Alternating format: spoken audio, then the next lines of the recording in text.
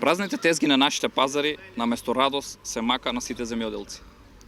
Лошиот пласман на земјоделските производи е само заради негрижата на власта предводена од Зоран Заев. Но 10 денари за килограм домат, 5 денари за краставица, со 5 денари помина и пролетната зелка. Ајде да кажеме дека дел од овие производи со тешка мака се продадува по минимална цена. Но што да кажеме за околу 500 тони вишна во регионот кој ќе остане на дрвјата? Што да кажеме и за сточарите, чие јагне остана неоткупено? Да не дозволиме било кој земјоделец да не може да си го школува детето поради тоа што нема пари. А најважно од се е да не дозволиме прогон на нашите земјоделци да продолжи и понатаму. 15 јули е денот кога започнува обновата. Излези за окружи број 14, гласај за ВМРО ДПМН и направи се за да започне обновата.